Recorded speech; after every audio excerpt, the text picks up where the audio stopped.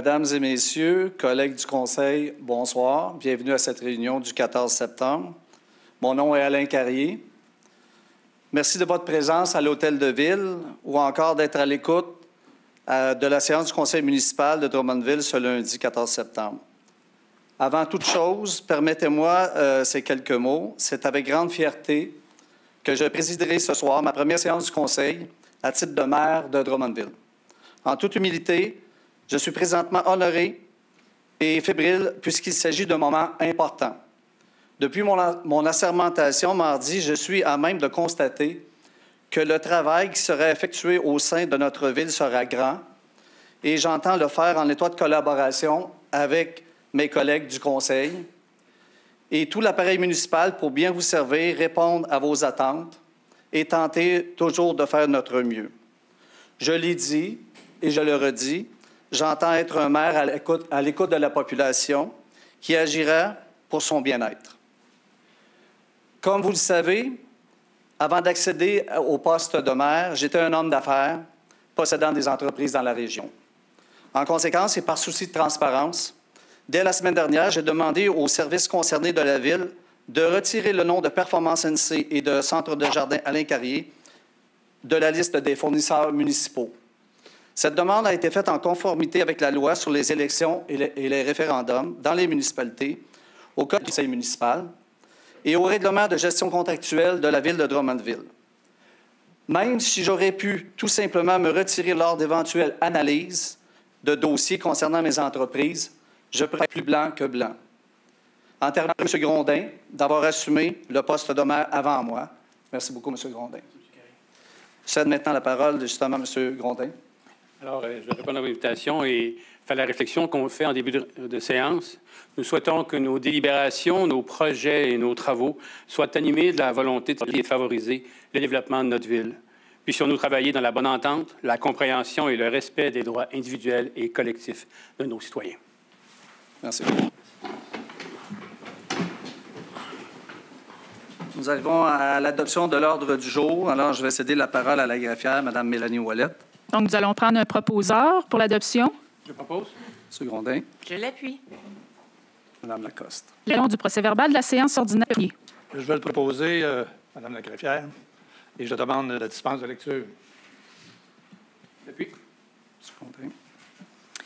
Au niveau de la correspondance, vous avez reçu du ministère des Transports le programme d'aide d'urgence au transport collectif des personnes. Donc, le ministère accordera une aide financière maximale là, de 50 des pertes de recettes tarifaires. Ensuite, vous avez le dépôt du procès-verbal du comité exécutif du 8 septembre dernier. Je vais en faire le dépôt et puis je vais faire un bref résumé du conseil exécutif qui s'est tenu mardi dernier. Donc, comme à l'habitude, on a eu plusieurs dossiers de ressources humaines. On va déposer des résolutions quant à la nomination de certains employés ce soir en séance qui ont été nommés en recommandation lors de la séance de l'exécutif.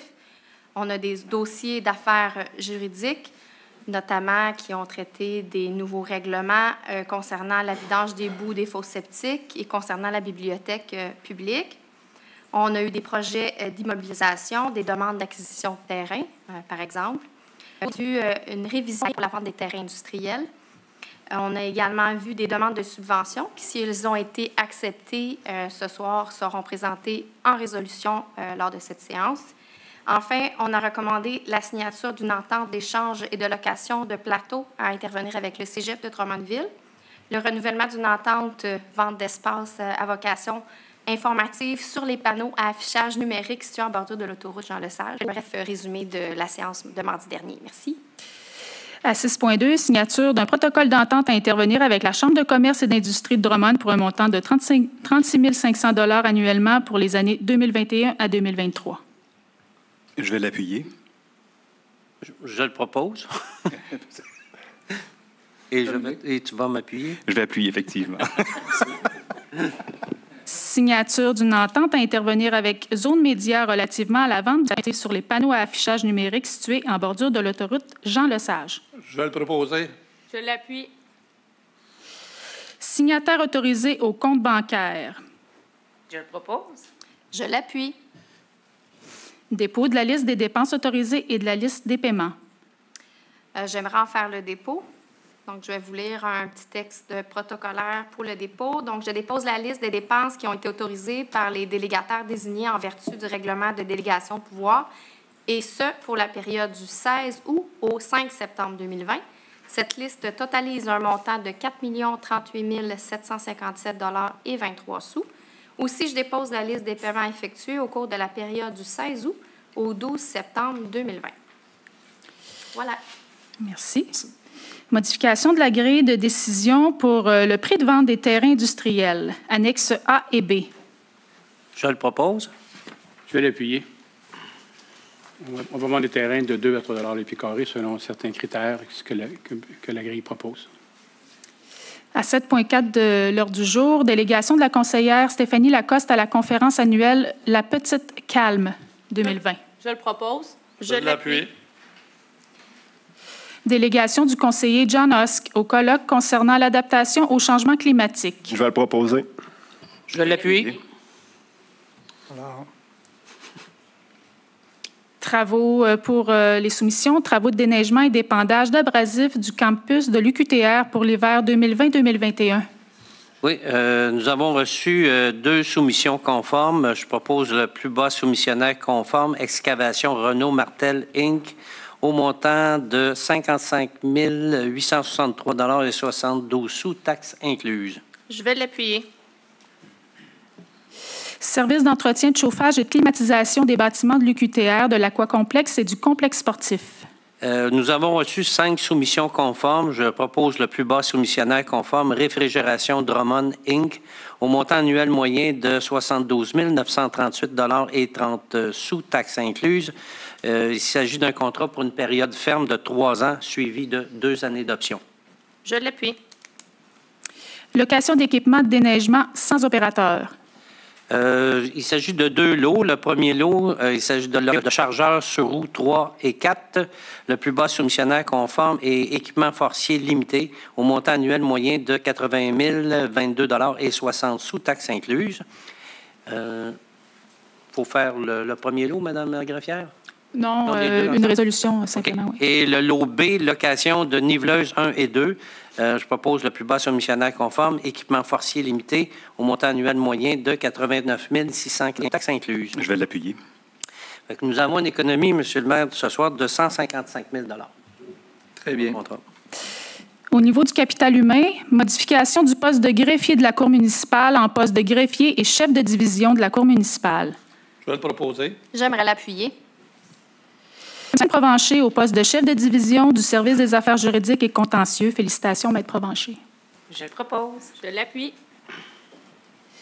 Dépôt de la liste d'embauche des employés étudiants et surnuméraires. Je fais le dépôt. Merci. Nomination de Mme Maggie Tanguay-Lavigne au poste permanent de secrétaire principale au service du développement et des relations avec le milieu et au service des communications. Je le propose. Je l'appuie. Est-ce que c'est... Nomination de M. Yannick Dumont au poste permanent de manœuvre aux loisirs au service des loisirs et de la vie communautaire. Je le propose. Je l'appuie. Nomination de M. Pierre Parent au poste permanent de préposé à aqueduc et goût au service des travaux publics, le quart de jour. Je le propose. Je l'appuie. Nomination permanent de manœuvre spécialisée à la signalisation au service des travaux publics, quart de jour. Je le propose. Je l'appuie. Nomination de Pierre-Yves Lepage au poste permanent de manœuvre spécialisée en hygiène du milieu au service des travaux publics. Je le propose. Je l'appuie. Nomination de Mme Érika Jutras au poste permanent de préposé à l'urbanisme au service de l'urbanisme. Je le propose. Je le propose. Je l'appuie. Nomination de M. André Roy au poste permanent de brigadier scolaire au service de sécurité incendie et... Je le propose. Je l'appuie. Nomination de Mme Carmen Chabot au poste permanent également de brigadière scolaire. Je le propose. Je l'appuie. L'appuyer.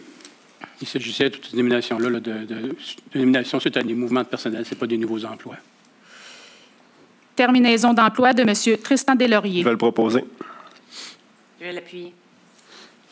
Au niveau du greffe et affaires juridiques, dépôt d'une demande en justice introductive d'instance relativement au problème de condensation dans les murs, rideaux et délimitation des soffites extérieurs de la bibliothèque publique. Délamination, pardon. Ça prend une proposition ou un dépôt?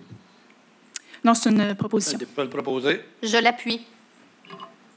Règlement hors cours du dossier de la Cour supérieure portant le numéro 405-17-00-2637-192. Je propose le règlement hors cours qui nous permet d'économiser de l'argent et de régler à notre satisfaction le dossier en litige. Je l'appuie. Signature d'un acte de cession à intervenir avec la compagnie 9065-5127 Québec Inc. relativement à plusieurs lots, les rues Bram, Offenbach, ainsi que 2 passages piétonniers dans le plateau Saint-Nicolas. Je le propose. Je l'appuie. Signature d'un addenda à l'entente promoteur intervenue le 21 juillet 2016 avec la compagnie 65-65-051 du plateau Saint-Denis. Je peux le proposer. Je l'appuie. Ça, je vais me retirer, moi. Donc, M. le maire se retire pour ce dossier-là. L'appuyeur, c'était? Oui. Le secondaire? Daniel. C'est moi. Désolée. Au niveau du transport en commun, stationnement, développement social, modification de la résolution intervenue avec le ministère des Affaires municipales et de l'Habitation pour la rénovation du parc Jacques-Parizeau, subvention Primada. Je le propose. Je l'appuie. Loisirs et vie communautaire, signature d'un contrat de location à intervenir avec l'Association de tennis de Drummondville pour la période du 1er octobre 2020 au 30 avril 2021. Je le propose. Je l'appuie.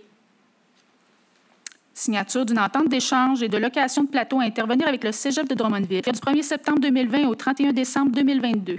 Je le propose. Je vais l'appuyer. C'est en lien avec l'arrivée au cégep d'une équipe de hockey féminine et qui va pouvoir utiliser le nouveau plateau sportif qui est en construction en ce moment. Versement d'une subvention de 1 088 $ au centre communautaire Saint-Jean-Baptiste. Je le propose. Versement d'une subvention au montant de 5 000 $ pour la course Déchaîne-toi-Bourret. Je peux le proposer. Je l'appuie. Programme de subvention concernant un abri et un support pour vélo à l'Aquacomplexe. Je le propose. Je l'appuie. Au niveau des vous avez la signature d'édition CLAP, nouveau partenaire au projet de musée à ciel ouvert. Je le propose. Je vais l'appuyer. Versement d'une aide spéciale de 1 500 $ au Cercle de fermières de Saint-Simon lié aux répercussions de la pandémie. Je peux le proposer. Oui. William. Ah, OK. Merci. Versement d'une aide spéciale de 1 250 à Axar dans le cadre de l'année 2020.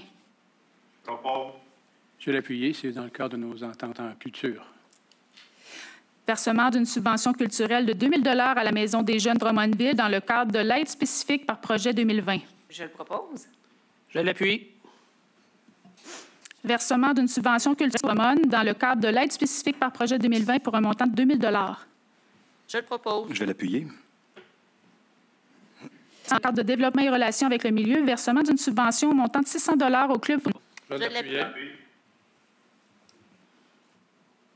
Demande de subvention auprès du programme d'aide financière au développement des transports actifs dans les périmètres urbains pour le financement et le soutien d'un projet de piste cyclable sur le boulevard des Pins. Je le propose. Je l'appuie. Demande de subvention auprès du programme d'aide financière au développement des transports actifs dans les périmètres urbains pour le financement et le soutien du projet de piste cyclable sur la rue Saint-Georges. Je le propose. Je l'appuie. Demande de subvention auprès du transport actif pour le financement et le soutien du projet de la promenade multifonctionnelle Rivia. Je le propose. Je l'appuie. Au niveau des travaux publics, maintenant, demande de certification aux collectivités du mouvement Vélo sympathique de Vélo-Québec. Faire le proposeur. En fait, la certification actuelle de la Ville date de 2018. Depuis ce temps, plusieurs actions ont été faites. Donc, voilà, on vise une nouvelle certification à un niveau plus haut pour cet hiver. Je l'appuie. Ah, M. Douteil, OK. Au niveau de l'urbanisme, abrogation de la résolution 580-0, application mineure pour le 305 de la rue Cockburn. Je le propose. Je vais l'appuyer. Résolution autorisant une dérogation mineure qui aura pour effet de diminuer la marge avant minimale applicable au bâtiment principal et la hauteur hors sol minimale aménagée au sous-sol au 1080 boulevard Mercure. Proposé. Je l'appuie. Résolution autorisant une dérogation mineure qui aura pour effet d'augmenter la hauteur maximale applicable au bâtiment principal projeté au 845 108e Avenue. Je le propose. Je l'appuie. Résolution autorisant une dérogation mineure qui aura pour effet de diminuer la marge avant secondaire au 1910 rue Fradette. Je le propose. Je l'appuie. Résolution autorisant une dérogation mineure qui aura pour effet d'augmenter la hauteur maximale du bâtiment principal dans le cadre de son agrandissement au 825 rue de la Batistan. Je le propose. Je l'appuie. Maintenant, une dérogation mineure qui aura pour effet de diminuer la distance minimale entre un escalier extérieur ouvert, autre que celui donnant accès au rez-de-chaussée ou au sous-sol en droit acquis, et la ligne avant de terrain au 17-19 boulevard des Pins. Je le propose. Je l'appuie. Dérogation mineure qui aura pour effet de diminuer les marges latérales totales minimales applicables au bâtiment principal 1269 Allée du Soleil. Je le propose. Je l'appuie. Dérogation qui aura pour effet de diminuer la marge latérale gauche minimale applicable au garage privé attenant au 1245 rue Chabanel. Je propose. Je l'appuie. Dérogation mineure qui aura pour effet d'augmenter la marge avant maximale applicable au bâtiment principal projeté au 245 rue de la Marsanne. Je le propose. Je l'appuie. Dérogation mineure qui aura pour effet de réduire la distance minimale entre une piscine creusée existante et la ligne arrière de terrain au 11 rue Horace Thomas. Je le propose. Je l'appuie. Dérogation mineure qui aura pour effet d'autoriser la construction d'un garage privé isolé en compte d'abri d'auto attenant au garage privé isolé projeté et de réduire la distance minimale entre un garage privé isolé et un abri d'auto au 1695 rue Toutan. Je le propose. Je l'appuie. Dérogation mineure qui aura pour effet d'augmenter la longueur maximale du mur d'un garage privé attenant en piétant en cour arrière, autoriser que seul le mur avant du garage privé soit attenant à l'abri d'auto et autoriser un abri d'auto ouvert sur un seul côté au 2687 boulevard Mercure. Je le propose. Je l'appuie. Résolution autorisant une dérogation mineure qui aura pour effet d'autoriser l'agrandissement d'un bâtiment dérogatoire protégé par droits acquis au 8435 boulevard Saint-Joseph. Je le propose. Je l'appuie. Dans le cadre des demandes de permis, dans le cadre de plans d'implantation et d'intégration architecturale, les PIA, donc ça fait suite à une acceptation du CCU. Le 108 rue Biron, rénovation extérieure du bâtiment. Le 2150 boulevard Lemire, rénovation extérieure du bâtiment également. Pour le 2160 boulevard Lemire. Le 710 boulevard Saint-Charles, nouveau bâtiment avec conditions. Le 7597 boulevard Patrick, nouveau bâtiment et aménagement de terrain. La même chose pour le 105-127 boulevard Patrick, le 135-157 boulevard Patrick également. Et le 1065-1075 chemin du Golfe. Quant au 1650 boulevard Lemire, un agrandissement... Oui. Monsieur le maire se retire pour le 1650 boulevard Lemire. Il s'agit d'un agrandissement de bâtiment et aménagement de terrain. Le 907 boulevard Saint-Joseph, une nouvelle enseigne rattachée au bâtiment. Le 2940 Saint-Joseph, rénovation extérieure du bâtiment. Le 251 au 253 rue Saint-Édouard, rénovation extérieure du bâtiment. Et le 3000 rue Girardin, aménagement de terrain. Je le propose. Je l'appuie. J'ai quelque chose à dire concernant le 2945-2947 Saint-Joseph. Il y a eu une modification. Ça avait été proposé d'une façon et ça a été fait différemment. La dérogation a été accordée, mais je sais pertinemment qu'il y aurait des problèmes entre voisins qui vont découler de ça. Donc, je demande le vote. Alors, comme on demande le vote, je vais demander de voter. Alors, qui sont pour la résolution? Pour la déposition? En fait, peut-être pour le 2945 seulement, je vais l'extraire dans la résolution qu'il y a eu un vote que pour ce dossier-là en question. D'accord. Ouais. Alors, qui sont pour? Qui sont contre? Sous l'autre. Merci. Concernant les avis de motion et dépôt de projet de règlement, avis de motion du règlement 52-33 remplaçant le règlement 36-28 concernant la vidange des boues de fosses septiques et le dépôt du projet de règlement. Donc, le règlement a pour objet de remplacer le règlement 36-28 concernant la vidange des boues de fosses septiques afin d'ajouter l'exigence de travaux préalables à la vidange, l'imposition d'une compensation et des conditions pour toute vidange supplémentaire ainsi que l'augmentation des amendes pour toute infraction au règlement. Avis de motion pour le 52-51 modifiant le règlement 4300 relatif au zonage et visant le 4563-4565 boulevard Saint-Joseph. Donc, le règlement a pour objet de permettre la location d'espaces à bureaux au rez-de-chaussée et au deuxième étage du centre commercial localisé au sud-ouest de l'intersection du boulevard Saint-Joseph et de la rue Salaberry. Je vais donner l'avis de motion. Avis de motion du 52-54 modifiant le 3500 afin d'amender les articles 156.2 et 156.3 du titre 5 de la Bibliothèque publique de Drummondville et d'amender l'article 800.2 du titre 14 des dispositions pénales et dépôt du projet de règlement. J'aimerais donner l'avis de motion. Le règlement a pour objet... Bon, finalement, je l'ai dit au complet, Annick, c'est correct. Merci. Merci. Avis de motion du 52-60 fixant les modalités de la prise en charge par la Ville de Drummondville et l'entretien de tout système de traitement tertiaire avec désinfection par rayonnement ultraviolet d'une résidence isolée. Et le dépôt, il a pour objet d'autoriser l'installation du système de traitement tertiaire avec désinfection par rayonnement ultraviolet pour les résidences isolées sur le territoire de la Ville, suivant l'émission d'un permis dûment délivré par le service de l'urbanisme. Par conséquent, la Ville de Drummondville effectuera l'entretien de ce type de système de traitement. Je vais donner l'avis de motion. L'avis de motion du 52-61 qui modifie le 4300 relatif au zonage et visant le 333 de la rue Janelle. Donc, ce règlement a pour objet d'augmenter la superficie maximale de plancher relative aux usages de type bureau pour les immeubles situés dans le secteur des rues Janelle et Foster. Je vais donner l'avis de motion. Maintenant, les adoptions de projets de règlement. Adoption du projet de règlement 52-51 qui concerne le 45-63-45-65 boulevard Saint-Joseph. Je le propose. Je l'appuie. Maintenant, le 52-61 qui concerne le 333 rue Janelle. Je vais proposer. Je vais l'appuyer. L'adoption du premier projet de résolution relatif au PPC-MOI visant à autoriser un bâtiment de 4 logements au 11-20-11-26 de la rue Les Tourneaux. Je le propose. Je l'appuie. Adoption du second projet de règlement maintenant.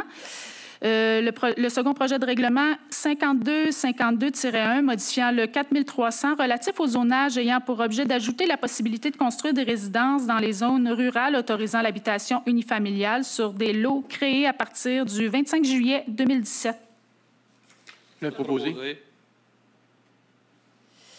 Adoption du second projet de règlement 52-56-1 modifiant le 4300 relatif au zonage ayant pour objet d'autoriser à certaines conditions une fonderie fonctionnant à l'électricité au 1 de la rue Sylvan. Je vais le proposer. Le second. Puis,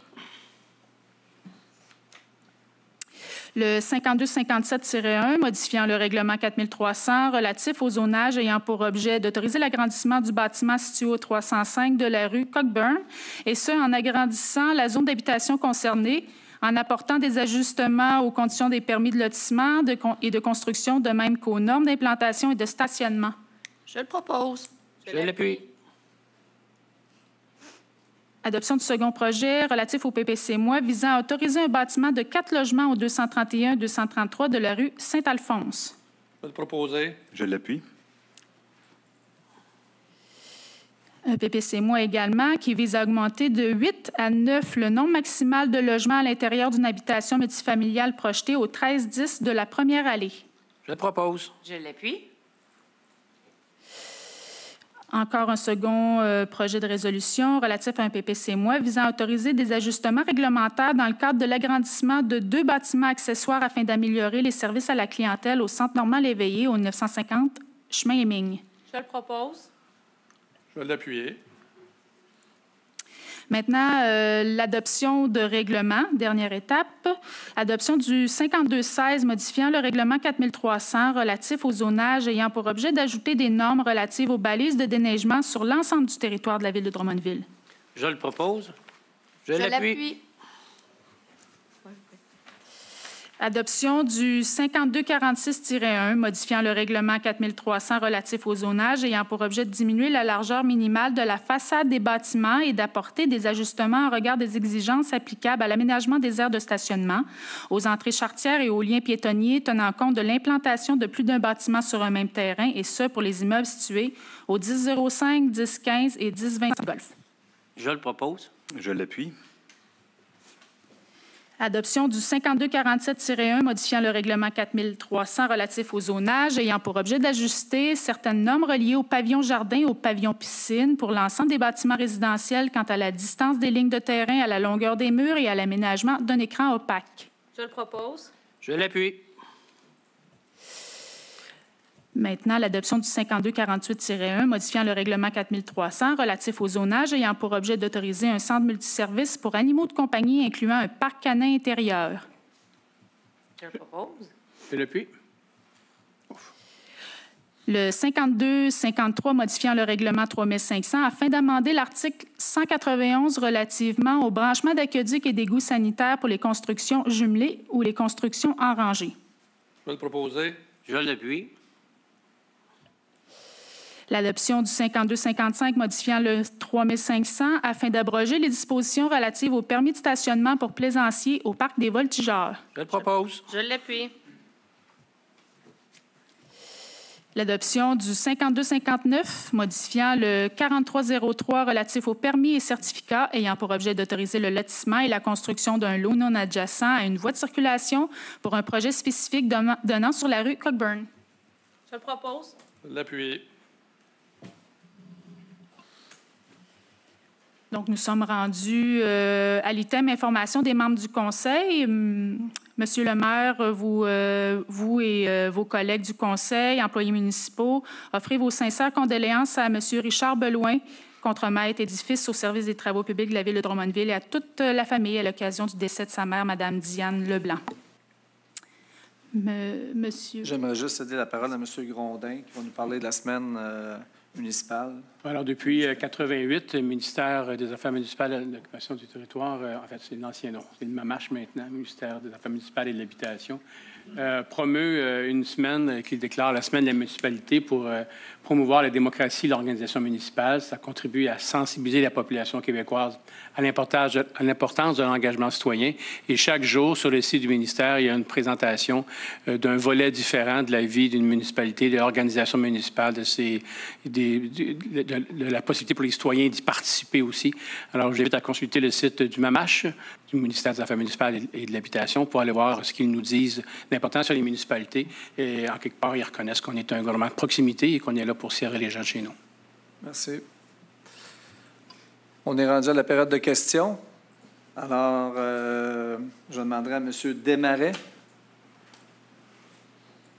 de s'avancer et de poser une question, mais je vois votre demande, M. Desmarais.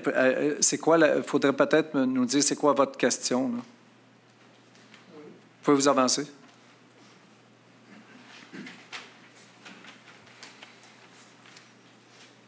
Monsieur le maire, mesdames, messieurs les conseillers.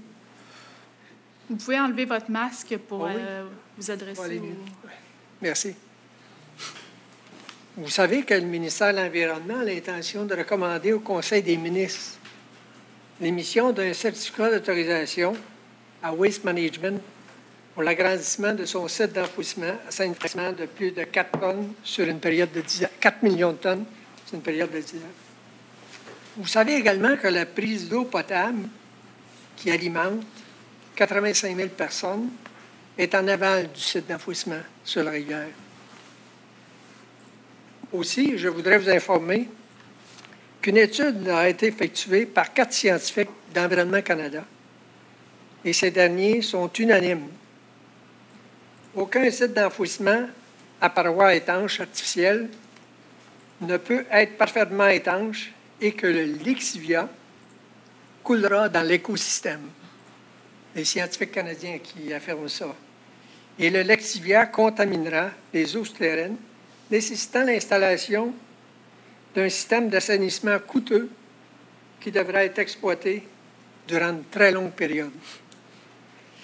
Et ma question, c'est, je la pose à l'ensemble de la population, comment allons-nous fournir à 85 000 personnes de l'eau potable essentielle à la santé des citoyens et des citoyennes? Et ma question plus précise s'adresse à vous, M. le maire.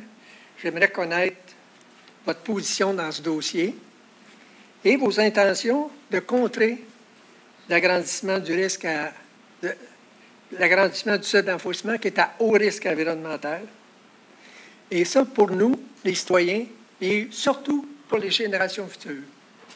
C'était l'essentiel de ma question.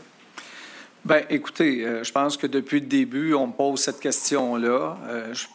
Comme j'ai dit à tous et à toutes, il n'y a pas personne qui se lève un matin et est content de dire que, yes, on vient d'avoir un site d'enfouissement chez nous. Je ne suis pas au courant encore de tout dans le dossier parce qu'il est rendu c'est un dossier qui a été présenté à la Cour plusieurs fois, mais qui va comparaître dans à peu près quelque chose comme 2 semaines, si je ne me trompe pas. Donc, vous me posez la question à savoir si moi, je suis pour ou contre le site, l'agrandissement du site d'enfouissement? C'est votre position? Bien, je pense que je l'ai dit, non. Ça va prendre un changement à la réglementation du zonage. Maintenant, on continue notre chemin. On est devant les tribunaux. Qu'est-ce que diront les tribunaux? On verra. Mais c'est sûr qu'on va se battre, je l'ai dit l'autre jour, bec et ongle, pour éviter que ça arrive. Très bien. Puis on vous remercie infiniment. Puis dernier point... Parce que moi aussi, je bois l'eau de la ville. Oui, ça va. Puis on va vous souhaiter, en tout cas, félicitations pour votre nomination. Puis merci on va beaucoup. Vous souhaiter beaucoup de courage parce que ça nécessite une responsabilité importante, le fait de la ville de Drummondville. Oui, merci. Merci beaucoup. De rien, merci. Il y avait une autre personne qui voulait poser une question, M. Guy Jutras.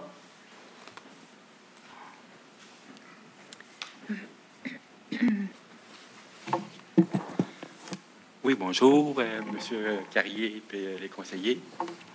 Moi, pour poser, je vais revenir sur la sécurité routière. On a eu un accident le 26 août.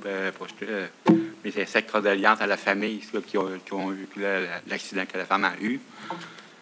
Puis, c'était pour dire, mais quel avancement qu'on a eu depuis un mois là, avec le comité, ça fait là, pour savoir où ça en est rendu. John va répondre. Moi, je n'étais pas là, fait que John va prendre la parole. En fait, on vous parlait de l'intersection, la collision qui a eu lieu à Saint-Joseph, coin de Boucherville. Toutes les intersections aussi, pas celle-là, mais toutes les intersections. Là, où c'est quasiment toutes, que c'est toutes les traversées, les lignes à terre, là. Ça serait possible de mettre les lois plus sévères ou essayer d'avoir quelque chose pour plus ça arrive, ces affaires-là, les accidents-là. C'est, en fait, pour cette intersection-là, malheureusement, puis le problème, c'était que les feux étaient reconnus comme une intersection qui avait besoin d'être protégée pour les personnes aînées. Il y a des feux piétons qui sont en implantation. Je ne sais pas s'ils sont actifs en ce moment. Donc, à cette intersection-là, il y a des feux piétons qui sont ajoutés. Ils ne sont pas déjà en fonction, ça va être sous peu. Ensuite de ça, pour le restant pour tout le territoire, en fait, c'est pas la Ville ne peut pas modifier les lois, ce qu'on appelle le Code de sécurité routière, qui est à l'ensemble du Québec. Ça, c'est le gouvernement du Québec qui doit modifier ça.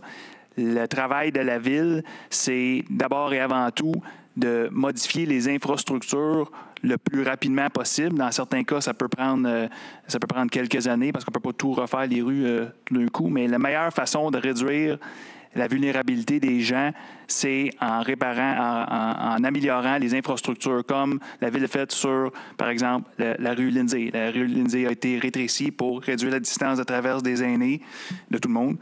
Des exemples comme ça. Donc, c'est au fur et à mesure que la Ville intervient. Et c'est dans ce qu'on appelle le plan de mobilité durable. C'est toute la vision de la Ville. Toutes les réflexions futures sont faites avec ce regard-là. Dorénavant, la Ville va bien ici, mais elle ne peut pas les changer du jour au lendemain. C'est ça. Donc, il faut y aller en choisissant les rues qui sont les plus accidentogènes ou ce que les gens les plus vulnérables. Et voilà, c'est cette façon-là que c'est la seule façon de s'y attaquer de façon vraiment soutenue, là. Mais comme les lumières sur Lindsay, puis que les lumières s'allument, puis ça fait là, puis c'est piéton. Que les chars arrivent, mais ils arrivent pareil sur les affaires piétons, mais tel les lumières sont allumées. OK, il n'y a peut-être pas un show qui passe, ça fait là. Mais moi, je trouve que c'est illégal pareil, que tu passes pareil sur les lumières-là, les piétons, sur Lindsay. Ça, c'est... Tout de même, les lumières. Dans le centre-ville, oui. Mais ça fonctionne différemment sur le boulevard Saint-Joseph et les autres endroits où il y en a sur le territoire. Ça, c'est vraiment le code de sécurité routière, parce que le problème qui se produit, c'est que les gens, quand le feu piéton ne s'active pas assez vite, les gens traversent tout de suite quand même sur la rouge. Donc, ça ne fonctionne pas comme système. Donc, on en fait appel aux gens de respecter le code de sécurité routière. Quand il y a un piéton qui traverse, il a la priorité. Ça, c'est sûr qu'il faut aussi augmenter la sensibilisation des gens. Mais c'est d'abord et avant tout à chaque conductrice, chaque conducteur de se responsabiliser face à ça. Mais c'est sûr qu'il faut continuer d'améliorer toutes les infrastructures et tout ce que la Ville peut faire. Mais malheureusement, c'est un peu une culture qui est en place qu'il faut travailler aussi. Un petit complément d'information, on a le pouvoir de réduire la vitesse, par contre. Ça, je pense que... Puis même encourager le transport en commun, mais des bonnes pratiques, le civisme, le respect aussi des piétons, ça, on peut faire quelque chose là-dessus. Okay. Ce serait le fun de pousser dans ce sens-là. Ouais. Bien, c'est ce qu'on fait à travers le plan de mobilité durable. C'est ce qui se fait à travers la... Peut-être le complet citoyen, puis d'améliorer quelque chose pour essayer de s'entendre pour les lumières à faire aussi. Fait que ça va, M. Jutras? Oui. Tout est correct. Merci beaucoup. Merci, Larry. On avait une autre question, une autre personne, M. Savoie.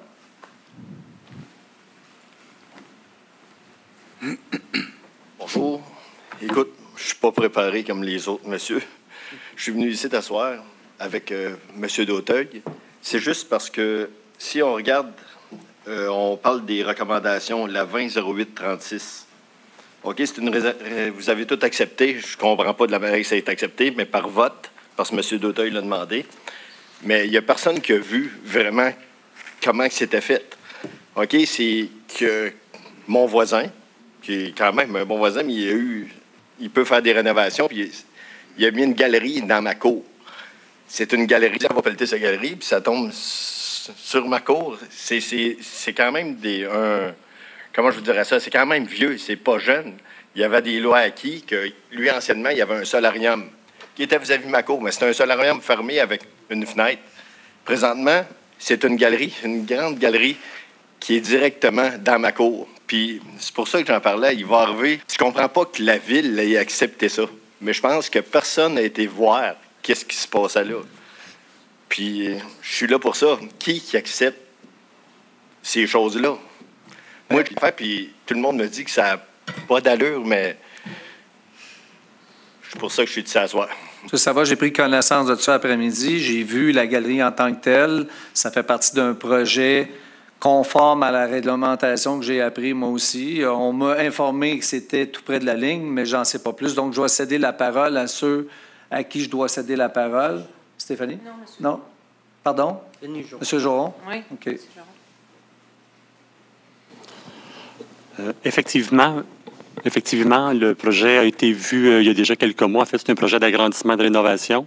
Cet après-midi même, le comité d'urbanisme, en fait, il y a à peu près 2 semaines, a vu le projet de remplacement, en fait, des espaces fermés, en fait, qui donnent sur votre terrain. On a vu cet après-midi que c'était des espaces ouverts, mais en fait, ce que vous évoquez, c'est un problème potentiel dans un contexte de déneigement. Par ailleurs, la réglementation d'urbanisme autorise autant une galerie ouverte qu'un espace fermé à la ligne de terrain dans le cas qui nous concerne. Alors, le dossier, il est en tout point conforme à la réglementation. Ce n'est pas une demande de dérogation que la Ville a vue, c'est le remplacement d'un espace fermé par un espace ouvert. Donc, comme c'est en tout point conforme et qu'esthétiquement, en fait, parce que ce qui a été vu cet après-midi par les membres du Conseil et par le comité d'urbanisme, c'est le caractère bien intégré, bien construit et esthétique de la rénovation. Je pense que de ce côté-là, tout allait. Et pour le reste, le projet n'est pas plus près de votre ligne de l'eau. On est au même emplacement, en fait. Alors, c'est pour ça qu'il n'y avait pas de dérogation qui était en jeu dans ce projet-là. Oui, mais si vous voyez, Là, quelqu'un s'assit sur la galerie, puis il y a une grande vitrine qui est direct dans le salon du loyer d'en bas, de mon loyer. C'est la même chose pour en haut. Moi, c'est juste que je veux prévenir des problèmes qu'il va y avoir probablement les locataires, parce que c'est illogique de mettre une galerie dans la cour. Je ne comprends pas. J'aurais accepté la même chose, qu'il aurait fermé ça proprement, mais de mettre une galerie ouverte, peut-être vous avez une cour, il y a une fenêtre. Je ne sais pas, vous avez vu aussi l'autre bord, il y a un grand chaussée, puis il y a juste une entrée de cour qui met à peu près 2 autos bien juste, puis c'est la vitrine qui est là. C'est pas... mais c'est pour ça, je comprends pas. La ville font des belles structures, quand on fait des rénovations, vous nous exigez de quoi de beau. Mais c'est ça, puis de la manière que je vois, j'ai pas grand-chose à faire là-dessus. Bien, en fait, c'est possible d'intervenir quand il y a une demande pour déroger par rapport aux normes. Dans ce cas-ci, que ce soit un espace fermé ou un espace ouvert, c'est la même norme qui s'applique dans le contexte du projet qu'on a. Ce que vous évoquez, c'est un problème potentiel de mauvais voisinage entre les gens qui occupent votre immeuble et les gens qui vont occuper le bâtiment qui est juste à côté. Vous comprendrez que les normes d'urbanisme ne peuvent malheureusement pas, avec des dégagements au niveau de bâtiments, avec des normes d'aménagement de terrain, on peut essayer de tenter de s'assurer qu'il y a un bon voisinage. Mais c'est vraiment le comportement entre individus que vous évoquez ce soir. Évidemment que les normes d'urbanisme n'interviennent pas à ce sujet-là. C'est ça. Mais on va où pour pas... Monsieur Savoie, juste une seconde. Mme Bellavance voudrait peut-être rajouter un... Je ne veux pas prendre la parole pour Catherine qui préside le comité, mais je veux juste ajouter que le comité d'urbanisme, il siège là-dessus 3 élus, puis aussi, y a-tu 3 ou 4 concitoyens? 5. 5. Il y a des citoyens qui siègent. Donc, la recommandation, à ce que j'en ai compris, était entérinée par 5 citoyens qui étaient unanimes par rapport à cette décision-là. OK, mais donc, ils ont vous avez, sur juste place? pour, vous avez, il y en a qui peuvent aller sur place, hein, Catherine? Oui, les gens vont habituellement voir sur place la majorité des dossiers qu'on traite au CCI. OK. Mais vous avez posé la question par où ça passe, ces dossiers-là. Fait que je voulais juste répondre à cette question-là tout de même. Moi, ce que je comprends là-dedans, M. Savoie, c'est que la réglementation présente, ce qui a été fait, c'est conforme. Mais je comprends, par exemple, une chose à soir, c'est qu'il n'y a personne qui accepterait, puis je ne connais pas les propriétaires, là, je ne sais pas c'est qui, là.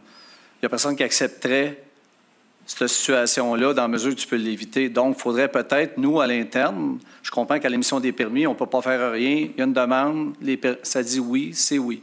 Mais je pense que demain matin, on a peut-être un travail à faire entre réémettre un permis de construction fermé, rénové, dans la même ouverture, puis d'en faire un qui est sa ligne comme c'est là, ouvert, ne serait-ce que sans penser qu'il va y avoir de la chicane de voisins, ne serait-ce que penser un peu d'intimité.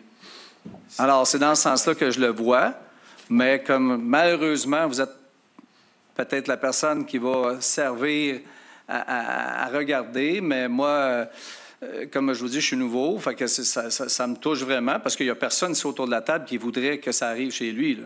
Puis si on peut, pour demain matin, faire quelque chose qui va améliorer ça, je pense qu'un règlement, ça change, là, mais je suis très, très concerné par votre affaire. Puis comme je dis, je ne connais pas du tout qui sont ces gens-là, pas du tout. Mais le problème est là. Oui, merci beaucoup. De rien. En passant, M. Carrier, content que tu sois là. Mais c'est pas pour ça que je le dis, c'est parce que quand ça a du sens, ça en a. Puis quand 100%. c'est matière à réflexion, il faut le regarder. Parce que ça a vraiment... Ça n'a pas de sens. Je trouve que ça n'a vraiment pas de sens. Mais, puis j'avais parlé aussi avec... écoute, je pense que je parle longtemps. J'avais parlé aussi avec les employés de la ville. Puis les employés de la ville aussi, à cause du quartier. Personne ne voulait aller voir pendant que ça se faisait. Puis personne n'a été voir non plus de qu'est-ce que moi je sais. Il y a juste mon bon monsieur ici qui m'a aidé dans le dossier. Si je pouvais juste faire une petite conclusion, un historique rapide, c'est que le projet avait été présenté d'une façon, il y avait le permis, et ça a été fait, les travaux ont été faits différemment. C'est revenu au CCU, mais entre-temps, j'avais été mis au courant de la situation, j'avais porté ça aux oreilles justement des personnes concernées. J'ai pas vu dans les considérants de la rencontre du CCU cette étape-là, ce petit point-là important, justement, des futurs conflits entre voisins. Ça, j'aimerais ça que ça soit tenu en ligne de compte aussi. Mais comme je dis, M. D'auteuil, c'est difficile de revenir en arrière. Non, je sais, mais... Malheureusement, mais on va... J'en avais parlé de ça. Tu sais, qu'ils me disent pas qu'ils n'étaient pas au courant, sérieusement. Là. On y reviendra. Malheureusement, M. D'auteuil, on ne peut pas présumer de conflit entre voisins à chaque dossier qu'on fait. Là. Bien, j'en avais fait mention très clairement. En tout cas, on en reviendra là-dessus. On en discute. Oui, on fera ça en comité. M. Joron voulait intervenir à nouveau. Bien, en fait, je voulais juste rassurer monsieur à l'effet que vous disiez qu'à cause de la COVID, il n'y avait pas personne qui allait sur place. Mais quand les membres du comité ont vu le dossier, puis on avait d'ailleurs des photos cet après-midi, on avait tout ce qu'il faut, en fait, pour bien voir le projet comme tel. Mais entre voir le projet, l'évaluer, selon les critères dont je vous faisais mention tantôt, versus une difficulté que vous anticipez en termes de problèmes de voisinage, évidemment que ça, ce que vous anticipez comme difficulté entre voisins, c'est même quand on va sur place, on ne peut pas le détecter. Mais on prend note, en fait, que des questions de vue sur un terrain voisin pourraient être mieux gérées là, à l'avenir par le règlement. Je comprends. T'arrêtes de voir, c'est sûr que t'arrêtes de détecter. Rien changé. C'est pas dur à détecter. Juste aller voir ça. Aïe, merci beaucoup. Tout le monde. Il y a une autre question, je crois. Michel Gagné.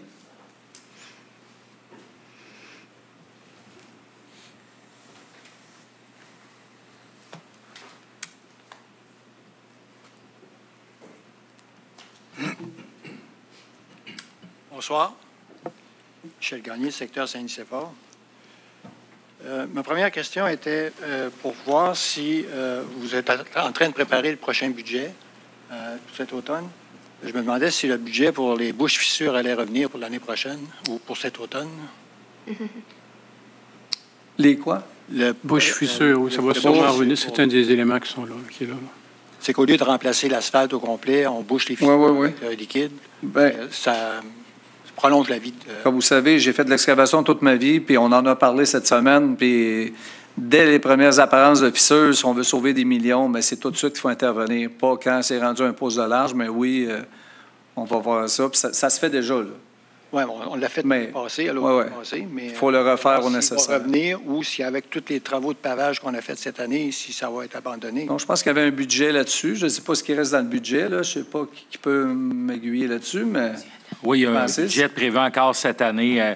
Ce qui est prévu, c'est de diviser la ville présentement en 3 ou 5 phases, 5 années, là. Je pense que c'est en 3 années. On fait le tour de la ville en 3 années. Donc, cette année, il y a un secteur de prévu. L'an dernier, c'était tout le secteur de la commune qui avait été... Oui, c'est ça. La ville est divisée en secteurs. On alterne, puis ça dure quelques années, les réparations. Fait que cette année, il y a un autre secteur qui est prévu justement là, cet automne. Mais on a regardé au niveau des fissures. On est là. C'est pas encore amené autour de la table, mais moi, je sais que ça vaudrait la peine d'avoir une équipe qui fait que ça.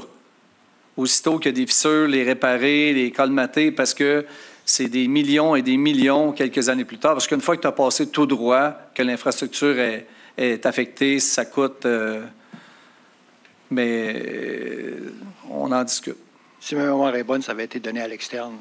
Oui, il y a une partie à l'externe, on a une partie à l'interne aussi. Oui. Ma deuxième question était à savoir le remplacement des poteaux de lumière sur le boulevard ou peu importe. Ça peut demander combien de temps? Je sais que vous n'êtes pas tellement familier ou au courant. Peut-être que vous pourriez passer la question à quelqu'un d'autre. M. Adam? On a certains poteaux de lumière qui auraient besoin d'être remplacés ou qui ont été malheureusement accidentés, mais qui n'ont pas été remplacés. Il y en a, ça fait plus de 2 ans, au coin de Jean-de-Brébeuf et Saint-Joseph. En tête, j'ai aussi en face de l'ancienne usine SPG, ça fait presque 2 ans et demi. J'ai aussi en tête en face de Mon-Plaisir, ça fait peut-être 1 an. J'ai aussi en tête près de la fin du terre-plein sur le boulevard de l'Université. Il y a un autre poteau-là qui a été malheureusement accidenté et qui n'a pas été remplacé. Ça fait presque 1 an. Alors, je me demande, on se donne combien de temps pour remplacer un poteau comme ça? Je me souviens d'avoir demandé qu'on ait quelques poteaux de rechange pour pouvoir les remplacer rapidement, mais on m'a dit que c'était excessivement dispendieux et que ce n'était pas nécessairement compatible d'un secteur à l'autre. Alors... Qui peut intervenir? En fait, M. Gagné, si je vous laisserai mon courrier. Envoyer la liste, je pourrais vérifier précisément, mais l'objectif, c'est de les remplacer le plus vite possible en ce qui me concerne. Ces délais-là, pour moi, déjà, l'année dernière, quand vous m'en avez parlé, n'étaient pas acceptables. Ce qu'on m'a dit à l'époque, c'est que, justement, il y a des poteaux qui datent d'une autre époque, puis des fois, les cercles de boulonnage ou le système qui va sur la base, il faut le faire sur mesure, puis les firmes qui font les poteaux d'aluminium actuellement, les délais, surtout quand c'est sur mesure, sont très longs. C'est ce qui peut expliquer parfois les délais, mais là, des délais de 2 ans, je suis un peu surpris. Là. Donc, en tout cas, si vous pouvez m'envoyer les endroits que vous avez vérifiés, je vais poser des questions que je pourrais vous répondre ensuite plus précisément. Mais pour ce qui est des poteaux plus modernes, qui s'achètent commercialement, on en a en inventaire. Sauf qu'on ne peut pas avoir tous les modèles qui existent en inventaire sur le territoire. D'accord. Ça va. Troisième point est concernant l'article 18.1.4, concernant le paiement ou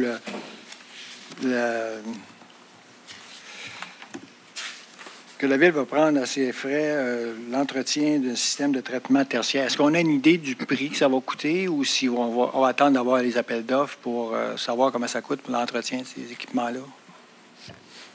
Pas le prix. Pas de prix. Maître Proulx est en mesure de répondre. Maître Proulx. Claude, M. Proulx.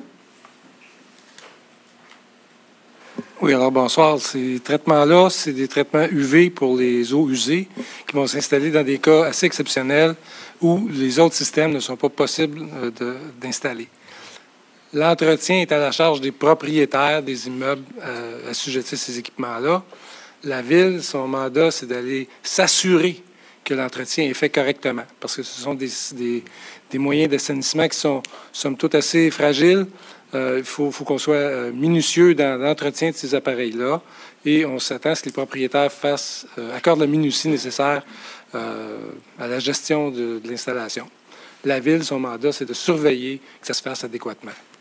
Ah bon? C'est pas ce que j'en avais compris.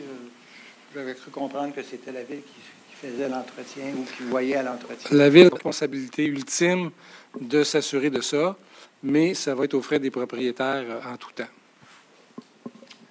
Merci. Plaisir. On a reçu des questions qui ont été adressées aussi à distance. Je demanderai aux communications à Dominique Villeneuve de nous en faire part. Oui, Monsieur le maire, une première question qui vous vient de Monsieur Robert Laforêt. Mesdames, Messieurs, pour avoir voyagé beaucoup en Amérique du Nord, j'ai pu constater que bon nombre de municipalités ont abandonné un trajet en ligne droite d'une rue ou encore d'un boulevard à l'entrée ou à la sortie d'une voie rapide ou ont apporté les correctifs nécessaires à la sécurité des gens. Alors, ma question est la suivante. Est-ce que la Ville entend prendre des mesures pour diminuer considérablement, et ce, de façon permanente, l'évêque entre la rue Robert-Bernard et la rue Paul-H. Frigon, et ce, dans les 2 directions?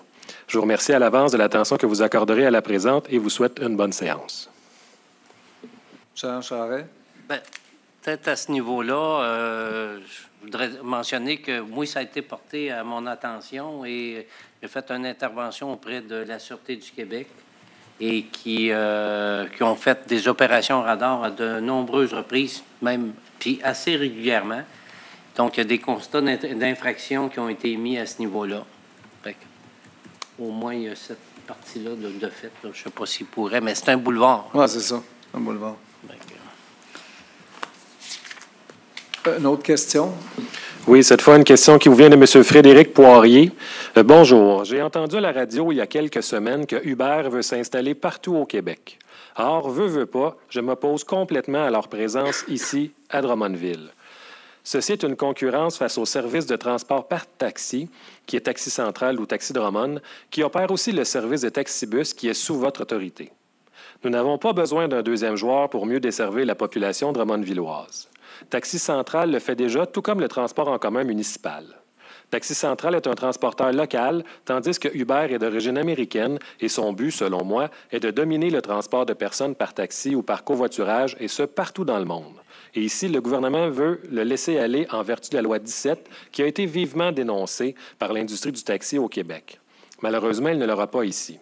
Ma question est donc la suivante. Qu'est-ce que vous allez faire? Je ne sais pas légalement ce qu'on peut faire, mais peut-être que notre directeur général, Francis peut répondre. En fait, j'en ai discuté avec Maître Proulx. Claude, tu pourras compléter au besoin. Là. En fait, c'était cette nouvelle juridiction-là qui donne plus de possibilités à Hubert. C'est une compétence provinciale. C'est le projet de loi 17. La Ville n'a pas de juridiction de compétence sur la gestion des services de taxi. De notre côté, sous toute réserve, là, on peut régir les endroits où les taxis peuvent construire ce qu'on appelle des stands à taxi ou des bâtiments, les endroits où est-ce que les taxis stationnent puis attendent. Ça, on peut régir ça, mais le service de taxi lui-même, c'est de compétence provinciale, puis c'est le gouvernement provincial qu'il faudrait s'adresser. Je ne sais pas, Maître Proulx, si vous aviez d'autres choses à ajouter. Bien, écoutez, la réponse me semble complète. Effectivement, c'est une loi provinciale qui a été sanctionnée pour entrer en vigueur le 10 octobre prochain, qui vient encadrer de façon très précise toute la question du transport qu'on appelle communément Uber, mais qui, en fait, dans le projet de loi, c'est le transport rémunéré de personnes par automobile. Toute la question du prix des courses, le mode d'appel des taxis, s'ils sont ailés, s'ils ont téléphone ou comment on a un service de taxi, toutes ces questions-là sont encadrées par la loi. Les inspections de véhicules, c'est complètement réglementé par une loi provinciale, puis il n'y a pas aucune délégation, puis on sait que les municipalités font ce que la loi les autorise à faire et rien d'autre. Alors, il n'y a pas de délégations qui sont données aux municipalités dans le cadre de cette loi-là. Donc, Uber et le système de taxi qu'on connaît plus communément sont encadrés par cette loi-là et d'autres lois. Les municipalités, comme Francis l'a dit tout à l'heure, en vertu de l'article 626 du Code de sécurité routière, on a la capacité de gérer la localisation des postes d'attente de taxi, plus communément appelés les stands de taxi. C'est les villes qui peuvent réglementer ces questions-là. En dehors de ça, il n'y a pas beaucoup de marge de manœuvre qui est laissée aux municipalités. La réponse de Francis était effectivement très complète à ce sujet-là, puis je le répète tout simplement. Merci. Est-ce qu'il y a d'autres questions? Il n'y a pas d'autres questions? Alors, la prochaine séance du Conseil sera le 28 septembre 2020, naturellement. Alors, sur ce, je souhaite une bonne soirée à tous et à toutes et à la prochaine. Je propose de lever l'Assemblée. À l'appuyer. Merci beaucoup. Merci.